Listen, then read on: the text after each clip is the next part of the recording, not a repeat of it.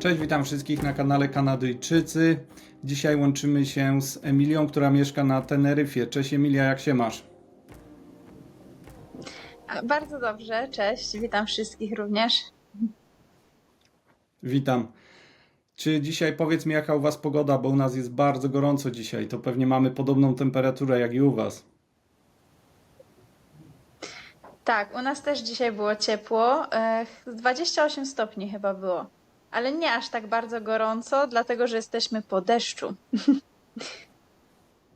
No to może powiemy, że dzisiaj jest a, wrzesień, 5 wrzesień, tak? I u nas, powiem ci, jest dzisiaj strasznie gorąco.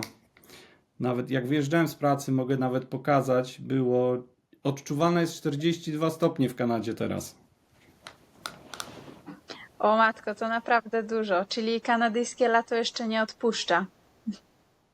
No, tak ostatnie 2 tygodnie mieliśmy już taką słabszą pogodę troszkę, tak około 25, 20 nawet czasem i już w nocy było trochę chłodniej, ale dzisiaj jest 32 stopnie w tym momencie i odczuwalna jest 42. Nawet przed chwilą rozmawiałem Mhm. z Filipem z Calgary, z którym już nagrałem chyba 2 odcinki. No i on właśnie mi mówił, że u nich jest odczuwalna 20 stopni w Calgary, a tu u nas, wiesz, jest ponad 2 razy tak gorąco jak, a to jest, wiesz, jeden kraj, tylko wiadomo, Calgary jest bardzo daleko od Ottawy. Mhm. No to Kanada to jest duży kraj, to różnice mogą być takie, a Kanary są Zgadza się. znacznie mniejsze. Posłuchaj, już wiemy oczywiście, chyba dużo razy mniejsze. Posłuchaj, wiemy, że mieszkasz na Teneryfie, ale na początek proszę powiedz, skąd z Polski pochodzisz. Ja pochodzę spod Wrocławia, z takiej małej miejscowości, 15 kilometrów od Wrocławia. Gmina Żurawina, miejscowość nazywa się Krajków. To jest taka bardzo mała wioska, gdzie jest 350 mieszkańców tylko, ale do Wrocławia mamy bardzo blisko, więc jak tam mieszkałam, to zawsze ratowało sytuację. No pięknie, bo Wrocław to jest piękne miasto i ja chyba byłem tylko Mhm. raz we Wrocławiu, ale bardzo mi się podobało i bardzo bym chciał jeszcze kiedyś odwiedzić Wrocław. No, może będzie jeszcze okazja. Zgadza się. Słuchaj, starożytni nazwali Wyspy Kanaryjskie Wyspami Szczęśliwymi. Czy czujesz się tam spełniona i szczęśliwa? Wiesz co, jeszcze nie mogę tego powiedzieć, ale to głównie dlatego, że mieszkam tutaj dopiero 10 miesięcy. Jeszcze niecały rok minął i ze względu na klimat, jaki tutaj panuje, pogoda mi się bardzo podoba, bo jest cały rok ciepło, nie ma zimy, no to pod tym względem mogę powiedzieć, że jestem szczęśliwa, bo tak jakby klimat sprzyja, żeby cały rok być na zewnątrz. E, Ale czy jestem spełniona, to jeszcze bym tego nie powiedziała. Chyba jeszcze za szybko, żeby to powiedzieć, bo tak jakby jakiekolwiek plany czy karierę, to ja tutaj dopiero jeszcze rozwijam i rozkręcam. Wow, to bardzo krótko jesteś na Teneryfie. A w której części Teneryfy Tak. mieszkasz? Ja mieszkam na południu wyspy, 15 minut samochodem od lotniska tego głównego, które tutaj jest. I też mieszkam 12 kilometrów od linii brzegowej. Czyli tak mieszkam bardziej pod górkę w takich miejscowościach typowo kanaryjskich. Nie jest to kurort, jest to bardziej taka spokojna miejscowość, malutka, gdzie życie toczy się tak bardziej po kanaryjsku, a mniej tak kurortowo i turystycznie. A czy południowa część to jest chyba ta trochę chłodniejsza? Czy dobrze mówię, czy się mylę? Nie, to jest ta cieplejsza. To jest, tutaj jest więcej plaż, Okej. tutaj właśnie na ogół turyści przybywają, a na północy Teneryfy jest zielony las tropikalny, zielone góry Anaga. No i tam bardziej się jedzie tak właśnie schłodzić się w lesie i pochodzić po górach. Super sprawa. A ja wiem, że Teneryfa to nie jest pierwszy kraj, w którym mieszkasz. Czy możesz nam powiedzieć, gdzie wcześniej mieszkałaś? Tak, wcześniej mieszkałam 7 lat w Irlandii Północnej, która jest częścią Wielkiej Brytanii. A dokładnie koło Belfastu mieszkałam. Super. A ja wiem, że tam prowadziłaś swój biznes i czy możesz nam opowiedzieć o tym biznesie i co się stało i dlaczego przeprowadziłaś się na Teneryfę? Historia jest dosyć długa, ja postaram się ją streścić. To było tak, że zaczęłam swój biznes, czyli dostawy do domu warzyw i owoców. Robiłam takie skrzynki z warzywami ekologicznymi prosto od rolników. I mój dzień wyglądał tak, że rano pakowałam te skrzynki i wieczorem dowoziłam je klientom do domów. I przez 5 lat prowadziłam ten biznes, ale rok temu niestety ruch bardzo spadł w firmie i już przestało mi się to opłacać i niestety z bólem serca musiałam zamknąć ten biznes. No i z racji tego, że już dawno marzyłam o tym, żeby mieszkać w Hiszpanii w cieplejszym klimacie, bo jednak klimat panujący w Wielkiej Brytanii od samego początku mi nie odpowiadał, no to stwierdziłam, że skoro zamykam biznes, to jest ten moment w życiu, kiedy przeprowadzę się do wymarzonej Hiszpanii, a konkretnie wybrałam Teneryfę, dlatego że w zasadzie jest to najcieplejsza wyspa w Europie. No to piękne miejsce wybrałaś. Tak, słońce cały rok, palmy, ocean, plaże, no i wyspa cała też jest bardzo zróżnicowana, także widoki mamy tutaj w zasadzie wszystkie możliwe, bo jest też wulkan pośrodku wyspy. Tak. E, Jest tutaj co robić. To bezpośrednio z wysp się przeprowadziłaś na Teneryfę, czy jeszcze do Polski wróciłaś w międzyczasie? Nie, do Polski to ja tylko latam w odwiedziny rodziny, a nie mieszkałam tam pomiędzy.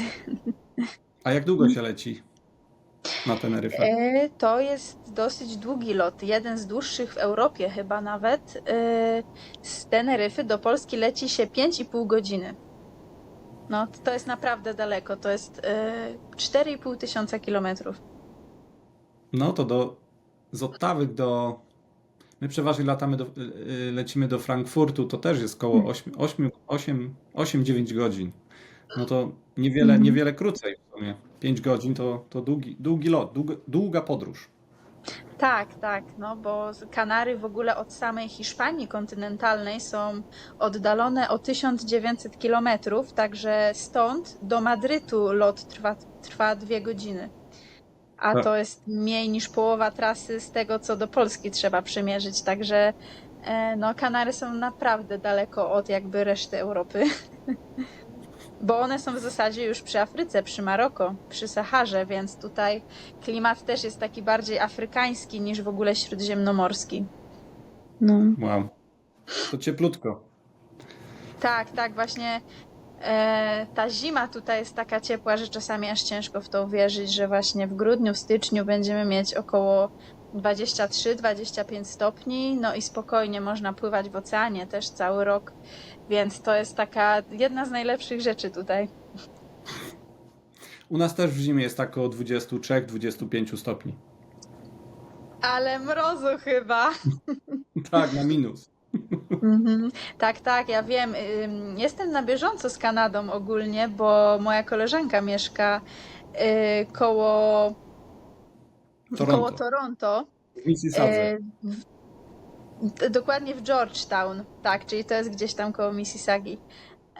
W sumie powinienem powiedzieć koło Mississauga, bo już mnie kilka razy tu upominano, że to się nie powinno się odmieniać. Tak, no język polski ma to do siebie, że my dużo rzeczy odmieniamy, a tak jak w angielskim na przykład rzeczywiście nie odmienia się w ogóle nazw. To tak samo nie powinno się Ottawa odmieniać, prawda? Nie mieszkam w Ottawie, ale ja nie słyszałem, żeby ktoś powiedział mieszkam w Ottawa. I nawet jest ambasada, na stronie ambasady jest napisane ambasada Polski w Ottawie, nie w Ottawa. No właśnie. Nie, my mamy tendencję do odmieniania, więc chyba to tak nam zostanie, tak mi się wydaje. Zgadza się. A czy możesz nam powiedzieć, czym się zajmujesz na Teneryfie? Tak, pracuję w sklepie wegańskim, który jest w ogóle w kurorcie przy plaży. I ten sklep jest częścią dużego przedsiębiorstwa warzywniczego, czyli można powiedzieć, że poniekąd zostałam w branży. I co ciekawe, zostałam w tej firmie zatrudniona dlatego, że jak rozmawiałam z właścicielem na rozmowie o pracę, i powiedziałam, czym się zajmowałam wcześniej, że miałam swój sklep internetowy właśnie z dostawami warzyw i owoców i że było to w UK i okazało się, że on 20 lat mieszkał w Anglii. O I wow. jakby chyba głównie z tego względu zatrudnił mnie, bo wiedział, że będziemy mieć podobne podejście w biznesie, takie niekoniecznie hiszpańskie, tylko takie bardziej europejskie, biorąc też pod uwagę właśnie rynek i sprzedaż dla ludzi, dla Brytyjczyków, którzy w głównej mierze odwiedzają Kanary, jak również dla wszystkich turystów z całej Europy. Czyli zostałaś w branży, a czy nie planujesz podobnego biznesu tam na Teneryfie otworzyć, czy na tą chwilę nie ma takich planów? Na tą chwilę nie ma takich planów, ale mój sklep internetowy nadal jest w zawieszeniu, tak jakby ja tą stronę mogę użyć w dowolnym momencie.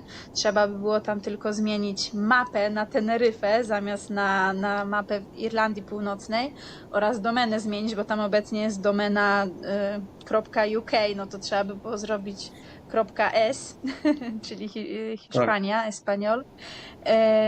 I wstępnie już tam nawet rozmawiałam z moim szefem, bo on się zastanawia właśnie, czy nie zrobić dostaw do domu, no i wtedy ja bym się zajęła tą działką w firmie. Ale na razie to są takie wstępne rozmowy, jeszcze nic nie wiadomo, czy w ogóle coś z tego będzie. Ale jakby temat jest. Czyli biznes jest gotowy, tylko wystarczy zmienić stronę, stronę internetową i to może twój obecny szef będzie twoim partnerem biznesowym niedługo. Tak, tak, to wtedy by trochę się zmieniły zasady pracy, dlatego że obecnie jestem po prostu pracownikiem na etacie, a w momencie, jeśli ja miałabym dla niego świadczyć usługę dostaw do domu warzyw, no to wtedy trochę inaczej by to wyglądało. Zgadza się. A czy znałaś hiszpański przed wyjazdem na Teneryfę? Właśnie nie. I z tego powodu też moje początki tutaj nie są łatwe. Zaczęłam się uczyć hiszpańskiego dopiero 10 miesięcy temu, jak się przeprowadziłam. Trochę już mówię, ale to nadal są podstawy. Nadal się gubię, żeby w ogóle powiedzieć więcej niż kilka zdań. No i nie ułatwia to życia takiego w biurokracji na zasadzie iść do banku, iść do urzędu. No czasami no to po prostu telefon w ręce, tłumacz i no trzeba sobie jakoś radzić na bieżąco, ale mam nadzieję, że jak minie jeszcze kolejny rok, no to rzeczywiście już będę więcej mówić, bo uczę się sama na aplikacji Duolingo, mam też lekcje z nauczycielem i tak jakby widzę ten postęp, no ale wiadomo, tutaj cudów nie ma, nie da się tego jeszcze bardziej przyspieszyć, mimo że naprawdę bardzo mi zależy, żeby ten hiszpański opanować. Jesteś w dobrym miejscu, bo tak najlepiej rzucić się na głęboką wodę, uczyć się Mhm.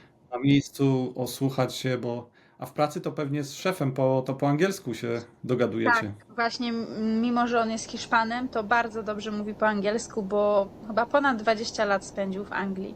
Więc właśnie pod tym względem mam łatwo, tak, bo w mojej firmie właśnie no, mogę się dogadać po angielsku. A i też Teneryfa jest taka właśnie dosyć specyficzna, bo jest bardzo turystyczną wyspą i tutaj właśnie w wielu miejscach da się dogadać po angielsku, ale też nie wszędzie. Bo jak gdzieś tam idziemy w kurorcie, przy plaży, no to w praktycznie każdym biznesie dogadamy się po angielsku, ale jak idziemy już załóżmy do banku, no to pracownik banku nie ma obowiązku mówić do nas po angielsku, więc wtedy już zaczynają się schody i trzeba użyć hiszpańskiego. Myślę, że jeszcze rok i już będziesz bardzo dobrze mówiła po hiszpańsku, Mm. jeśli się uczysz, masz jeszcze nauczyciela, to jest super sprawa. Mam nadzieję. Podobno właśnie łatwiej zacząć uczyć się hiszpańskiego, jak umie się już angielski. I jest to prawda, bo jest dosyć dużo słów podobnych. I tak czasami to po prostu nawet można się domyślić, że o, To słowo będzie Tak. prawie tak samo, tylko z hiszpańskim akcentem. I jeszcze to jest fajne, że tak jak się czyta, tak się mówi, prawda? To jest też w hiszpańskim. Nam jest troszkę chyba łatwiej. Nie ma tak jak z angielskim, że coś się, tak się pisze, a wymawia się to zupełnie inaczej. Tak, tak, to prawda. Mhm. Ja Tak. pamiętam, moja znajoma ze Stanów Zjednoczonych nam opowiadała, jak poszła uczyć się właśnie tam, w Stanach, zaczęła się uczyć hiszpańskiego, to właśnie te wszystkie inne osoby, które tam były z nią w klasie, to jej zazdrościły tego, że ona tak pięknie może to czytać wszystko, bo dla niej to, wiesz, było tak jak się czyta, tak jak mówi, a jak wiesz, jak ktoś, a Amerykanom po prostu jest to, oni to próbują tak bardziej po angielsku czytać i ona mówiła, że wszyscy się dziwili, że ona tak potrafi wszystko dokładnie przeczytać po hiszpańsku. Tak, dokładnie, bo my przede wszystkim umiemy wypowiadać R, a Amerykanie mniej umieją to R wypowiedzieć, a to R właśnie w hiszpańskim się przydaje. Zgadza się. A proszę powiedz, co najbardziej Cię zaskoczyło na Teneryfie?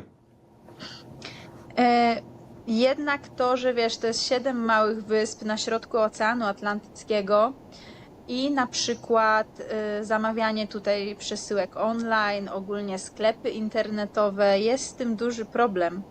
I nawet zamawianie z Hiszpanii czegokolwiek, to przesyłki tutaj idą bardzo długo. Już nieraz słyszałam historię, że na przykład coś idzie 2 miesiące na Kanary, bo Wow. poczta w Hiszpanii na kontynencie tak chyba trochę po macoszemu traktuje te Wyspy Kanaryjskie, wiesz, bo podobno non-stop są problemy z przesyłką czegokolwiek.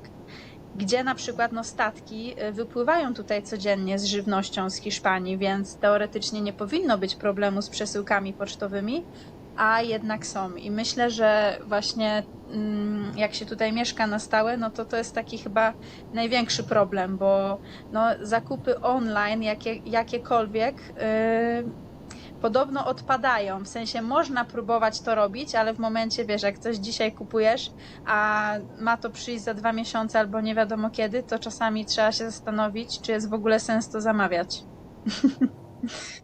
Nie jest za to. My tu, wiesz, No. jesteśmy pewnie podobnie już jak w Polsce, że cokolwiek dzisiaj zamówię, to już jutro koło południa, po południu już mam paczkę pod drzwiami, więc przez Amazon to jest, wiesz, to jest moment praktycznie i to rzadko się zdarza, że to dłużej idzie niż dzień u nas. Jeszcze ciekawostka, koło mnie, koło domu, 5 minut ode mnie samochodem wybudowali ogromny warehouse Amazona. Jest naprawdę przeogromny budynek, więc do mnie do domu mają rzut beretem. No, to jest jeszcze szybciej przesyłka niż wcześniej. Tak. A czy możesz nam zareklamować Teneryfę może osobom, które tu jeszcze nie były? Tak, jak najbardziej. To jest bardzo piękna, egzotyczna wyspa. I jest tu ciepło cały rok, także jeśli w ogóle potrzebujecie słońca w środku zimy, czyli między listopadem a marcem, to jak najbardziej można wybrać Wyspy Kanaryjskie na przyjazd, bo na pewno będzie tutaj powyżej 20 stopni w ciągu dnia, więc to jest w ogóle super. I Teneryfa to jest jedna z najbardziej zróżnicowanych wysp w Europie, dlatego że tak jakby w każdym miejscu na wyspie są zupełnie inne widoki. Południe jest takie suche, pustynne, piaszczyste, jest najwięcej plaż. Północ jest właśnie zielona, jest las tropikalny, są zielone góry, takie strzeliste, gdzie widoki są w zasadzie jak w Peru. Po środku wyspy jest wulkan, który dzieli wyspę w ogóle na 2 strefy klimatyczne. I z tego względu północ zawsze jest chłodniejsza od południa i czasami to w lecie szczególnie widać, że różnice temperatur między północą a południem to mogą być 12 stopni, a wyspa nie jest wcale duża, bo jest długa na 80 km, a szeroka na 50 km. Czyli tak naprawdę przemieszczając się samochodem po wyspie, to co 10-20 km można mieć tutaj inną pogodę. I to jest niewiarygodne, bo czasami załóżmy na plaży świeci słońce, pojedziemy kilkadziesiąt kilometrów w góry i tam już może być zupełnie inna pogoda. I naprawdę to tutaj każdego dnia można odczuć. Też niektórzy przewodnicy opisują w ogóle Teneryfę jako laboratorium klimatyczne, bo w każdej miejscowości czasami może być inna pogoda. To jest naprawdę niesamowite, żeby to było tak widoczne na tak małej wyspie. Wow, super. Czyli tutaj nie No, da się nudzić. Tutaj jakby każdy znajdzie coś dla siebie. Są też przepiękne miasta hiszpańskie. No, są kurorty z palmami, z egzotycznymi kwiatami, są ogrody botaniczne, jest zoo, jest park wodny. Naprawdę rozrywek takich typowo na urlop jest tutaj mnóstwo. czyli jeśli w jednej miejscowości pada, to zawsze można jechać do drugiej i tam już będzie słoneczna pogoda. Tak, tak, jest nawet taka zasada jedna, że ja mieszkam tak mniej więcej 25 kilometrów od tych trzech głównych kurortów, które nazywają się Los Cristianos, Las Americas i Costa Adeje. I ostatnio było tak, że właśnie u mnie padał deszcz i koleżanka do mnie mówi: a to wystarczy, że pojedziesz 25 kilometrów na plażę i tam już nie pada. I ja mówię: no dokładnie tak jest, nie? Więc to jest takie naprawdę aż niewiarygodne, że tutaj mogłabym stać w kurtce przy domu, a pojadę kawałek samochodem i tam już mogę opalać się na plaży. Po prostu wystarczy wyjechać z chmury tylko. Super. U nas tak dobrze niestety nie ma. A czy możesz mi powiedzieć, ile razy byłaś wcześniej na Teneryfie przed przeprowadzką, czy w ogóle byłaś przed przeprowadzką na Teneryfie? Chociaż domyślam się, że na pewno, jeśli wybrałaś to miejsce. Tak, tak, byłam. 3 razy byłam wcześniej. I pierwszy raz to było tak typowo po prostu, no żeby pierwszy raz zobaczyć wyspę na oczy. W sumie prawie całą ją objechałam w tydzień samochodem, bo ja tak na ogół podróżuję na własną rękę, że wynajmuję nocleg na Airbnb i do tego auto, żeby jak najwięcej zwiedzić i objechać. Drugi raz jak tutaj byłam, to był przełom Nowego Roku, na Sylwestra tutaj byłam. I wtedy już pomyślałam sobie życzenie, że chciałabym tu mieszkać, bo tak mi się podoba ten klimat. No i rok później byłam tutaj trzeci raz na 2 tygodnie. Wtedy wynajęłam mieszkanie.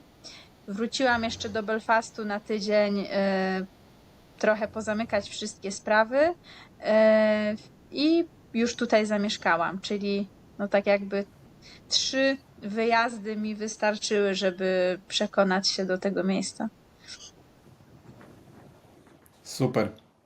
Tak, fajnie, bo tam w sumie miałaś niedaleko, zawsze można było przyjechać, dokładnie się rozeznać i to ty już po drugim razie widzę, już wiedziałaś, że to jest miejsce, w którym chcesz mieszkać i do którego się chcesz przeprowadzić i zresztą nam jest dużo łatwiej, bo nie potrzebujemy żadnych wiz, tylko po prostu można przyjechać na Teneryfę i zamieszkać. A czy właśnie, czy tam, jak drogie jest wynajem na Teneryfie, załóżmy mieszkania? To wszystko zależy od lokalizacji, pewnie jak w większości miejsc na świecie. W kurortach przy morzu jest bardzo drogo. Z tego co widzę, to takim standardem jest 1200 euro miesięcznie, 1400, 1600, 1800, w zależności jak duże jest mieszkanie.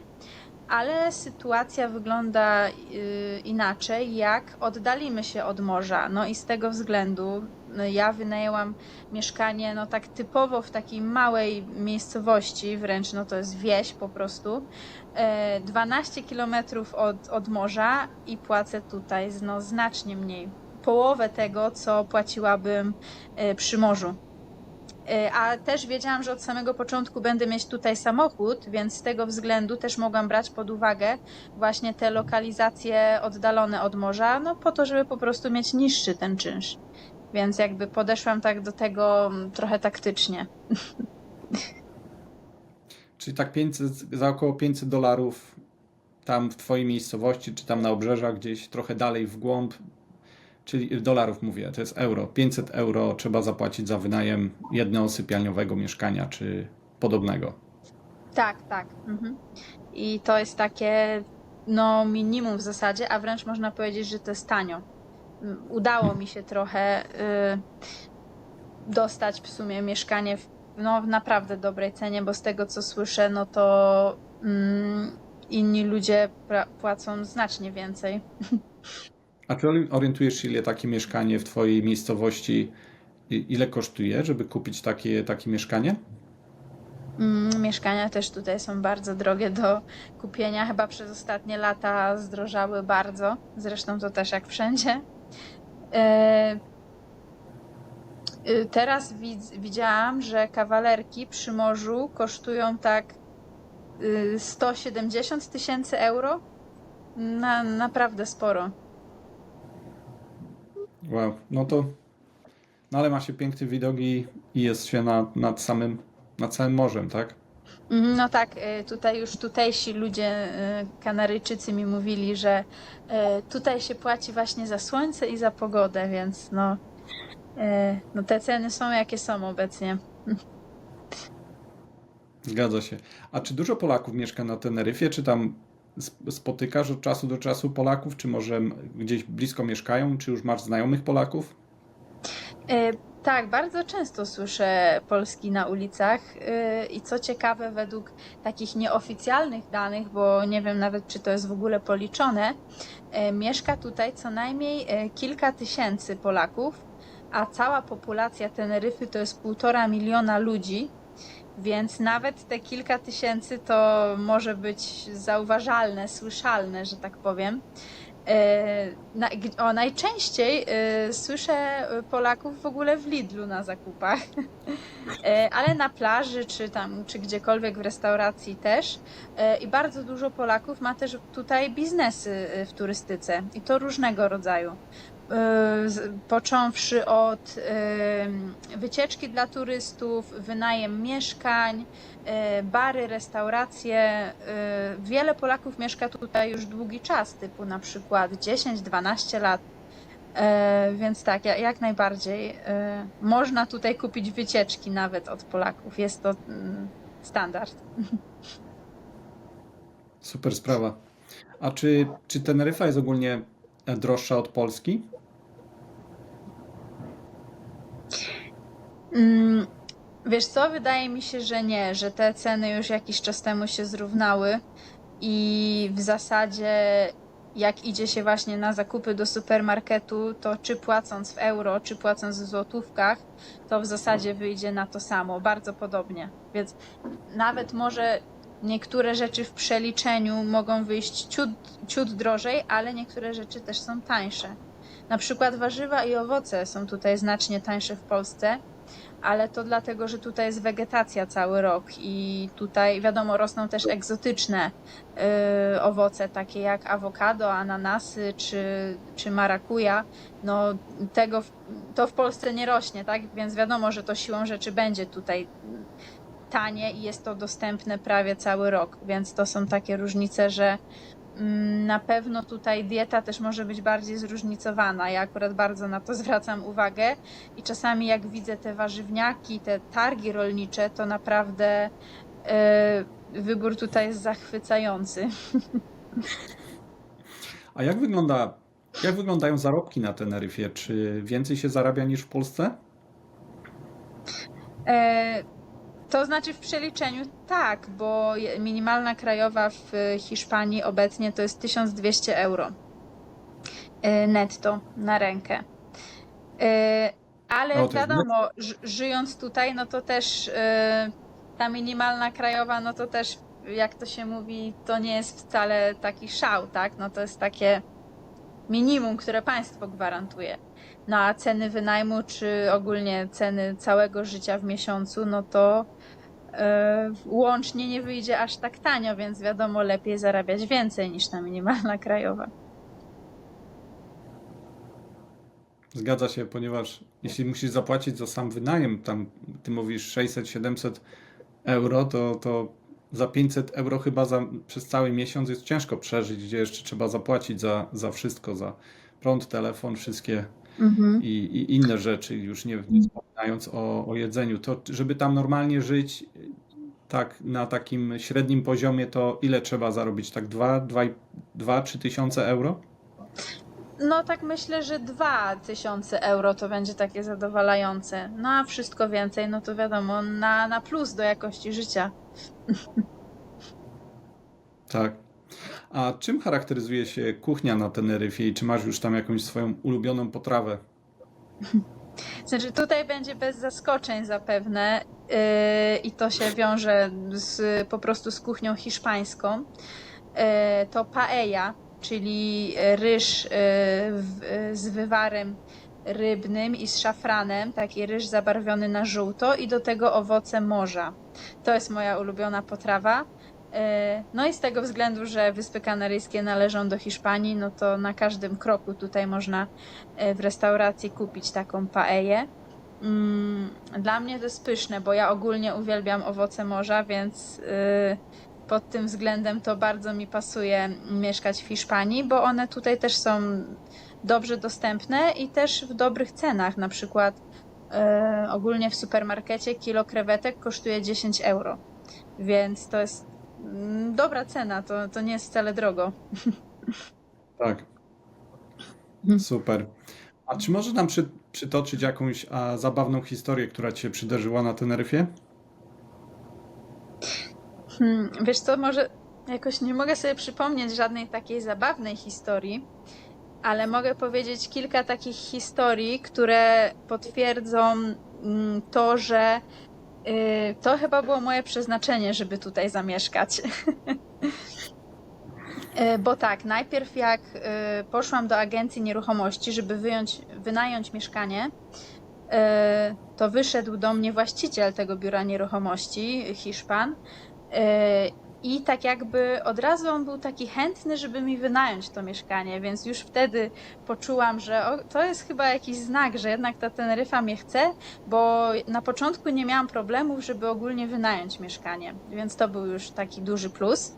Jakby tym się już nie musiałam przejmować, bo wiedziałam, że już to mieszkanie będzie na mnie czekać. Później kolejna historia. Właścicielem tego mieszkania, gdzie ja mieszkam, jest przemiły starszy pan, który ma 80 lat i ogólnie pochodzi z Chile. I też od samego początku on uczy mnie hiszpańskiego, dużo rozmawiamy, no w zasadzie już tak zaprzyjaźniliśmy się, więc to też jest kolejna rzecz taka miła, która mnie tutaj spotyka. No i trzecia rzecz, że właśnie pracę dostałam w zasadzie bez jakiejś takiej poważnej rozmowy o pracę i nawet nie było wtedy rekrutacji na to stanowisko, tylko po prostu ja się zapytałam, czy szukają do pracy w tym miejscu, nie mając w ogóle zielonego pojęcia, no i nagle się okazało, że tak. Więc jakoś od samego początku miałam szczęście, muszę powiedzieć, i to chyba było przeznaczenie i przyciąganie, że właśnie jestem już tutaj zakotwiczona. Wow, super. To ja mam podobną historię, bo też ja jak przeprowadziłem się raczej przyjechałem do Chicago, bo ja na początku mieszkałem w Stanach i też oczywiście na początku szukałem pracy i to jest podobna historia, bo w tym miejscu, gdzie ja znalazłem pracę, był to taki tygodnik polonijny, bo tam jest, wiesz, jak pewnie wiesz, tam jest bardzo duża Polonia, tam są normalnie gazety po polsku, tygodniki po Tak, polsku i wiem. też był tam taki tygodnik, w którym nawet nie szukali nikogo do pracy, tylko ja po prostu tam zadzwoniłem, znalazłem tam w stopce redaktor naczelny, po prostu zadzwoniłem i poprosiłem, żeby mnie z nim połączyli i oni mnie połączyli z tym redaktorem i ja mu powiedziałem, że mam taki pomysł na taką tutaj ogłoszeniową stronę internetową w Chicago i chciałbym o nim porozmawiać, czy by się nie chciał ze mną spotkać. Nawet mu nie mówiłem, że szukam pracy czy cokolwiek, ale ja szukałem pracy w ogóle. No i on się ze mną spotkał, a porozmawialiśmy. Ja mu powiedziałem wszystko, co robię, bo ja też byłem grafikiem. W tym czasie pracowałem na budowie, na malowaniu, malowałem pokoje, domy w środku. I on mi powiedział, że właśnie szukają, powoli zaczynają szukać, rozglądać się za grafikiem i czy ja bym mógł, on ma kilka reklam, czy ja bym mógł je przygotować, zrobić po prostu. No ja się oczywiście powiedziałem, że nie ma problemu, zgodziłem Tylko miałem problem, bo wtedy nie miałem komputera, to sobie szybko poszedłem kupić taki używany, najzwyklejszy komputer, zrobiłem mu te grafiki, dałem mu. Jemu się to bardzo spodobało i na następnym spotkaniu mi się zapytał, czy mógłbym przyjść do pracy za tydzień do niego. Mhm. On mówi, że nie, przepraszam, powiedział za 2 tygodnie, bo wyjeżdża na 2 tygodnie właśnie on wtedy do Kanady akurat. Mówił, że jedzie chyba na ryby gdzieś i że czy bym mógł za 2 tygodnie przyjść do pracy, wiesz. Dla mnie, gdzie ja tam dopiero przyjechałem do Stanów nagle, a wiesz, ktoś mi oferuje pracę w biurze, gdzie wiesz, ja pracowałem wtedy, wiesz, normalnie na budowie. Mhm. No i tak się zaczęło po prostu i tak jak ty mówisz, że tam nawet nie szukali, ale zaczęłaś rozmawiać, to moja historia była taka podobna, czyli wniosek z tego, że jeśli ktoś czegoś bardzo chce, to po prostu trzeba iść, wszędzie się pytać i zawsze ta praca się znajdzie.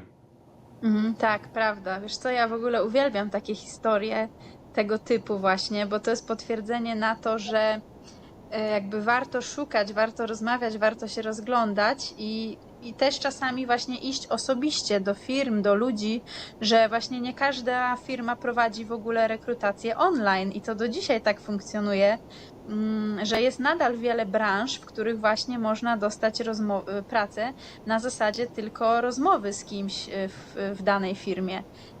Ja w ogóle jeszcze do pewnego momentu nie myślałam, że mi się to kiedykolwiek przydarzy, no ale wydarzyło się to kilka miesięcy i widzisz, ty miałeś też taką historię, więc to jest takie pocieszające i pozytywne, że to tak funkcjonuje. A tym bardziej właśnie jeśli jesteśmy na emigracji i szukamy jakiejś nowej pracy, nowego zajęcia, wiadomo, to jest wtedy trudniej, tak, bo jesteśmy w nowym kraju, może nie wszystko jeszcze wiemy, o co chodzi w tym kraju, a jeśli właśnie ktoś nas zauważy, że no coś umiemy, da nam tą pracę, no to wtedy łatwiej jest już dalej sobie życie ułożyć. My Polacy sobie wszędzie poradzimy. A czy możesz powiedzieć, czyli ty, jak przyjechałaś na Teneryfę, to nie szukałaś wcześniej pracy, tylko przyjechałaś tam, przeprowadziłaś się tam, wynajęłaś mieszkanie i dopiero wtedy zaczęłaś szukać pracy, tak? Tak, dokładnie, jak już tutaj byłam na miejscu. Czyli ogólnie ja się tutaj wyprowadziłam bez znajomości hiszpańskiego i bez pracy. E, No i minęło kilka miesięcy i dało się wszystko ogarnąć. Trzeba było być zmotywowanym po prostu i wiedzieć, że no w końcu to się ułoży jakoś w nowym kraju. To po jakim czasie znalazłaś tę pracę? Znaczy, pierwszą pracę znalazłam jakoś tak po 2 czy 3 tygodniach. Byłam kelnerką w restauracji. I 2 miesiące tam spędziłam, ale później nadal szukałam czegoś innego, bo chciałam właśnie wrócić do branży warzywniczej.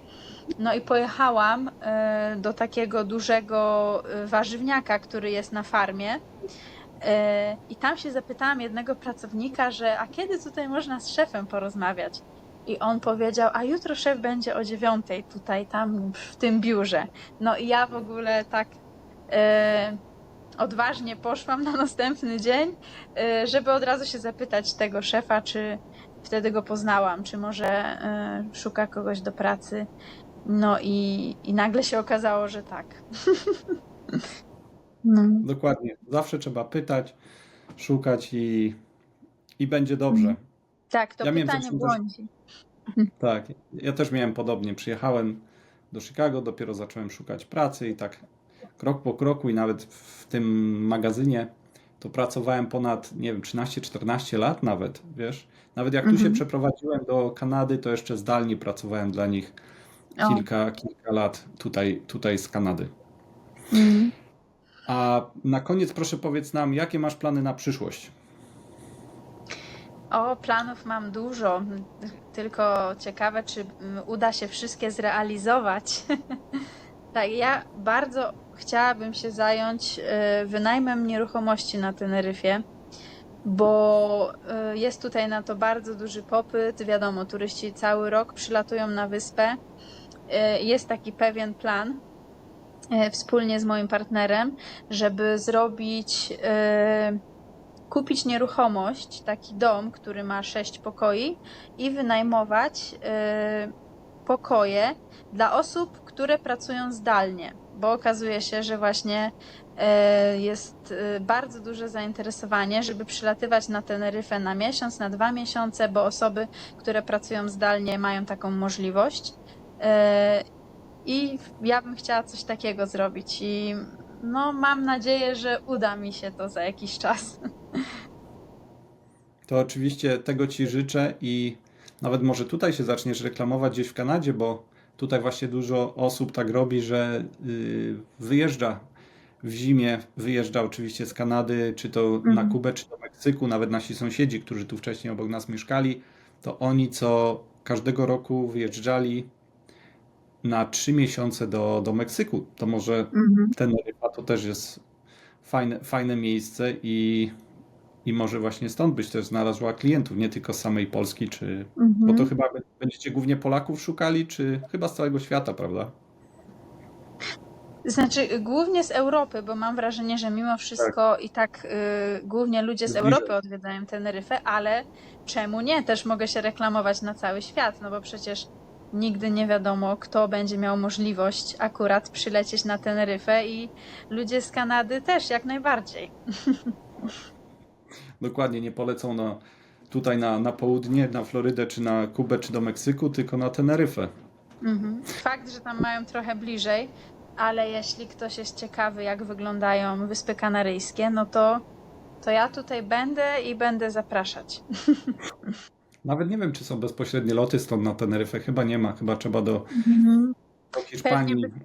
do Madrytu pewnie by trzeba było i wtedy z Madrytu na którąś Wyspę Kanaryjską. Zgadza się. To Mhm. oczywiście życzę Ci, aby wszystkie Twoje marzenia się spełniły. Może jeszcze kiedyś nagramy, może za rok jakiś, zrobimy taki update i może już wtedy będziesz właścicielką takiej nieruchomości, którą będziesz wynajmowała i może wtedy ją też zareklamujemy. Albo proszę, daj mi znać, jak kupisz tą nieruchomość, to może nagramy na kolejny odcinek i pokażesz nam tą w ogóle tą nieruchomość, jak to wygląda.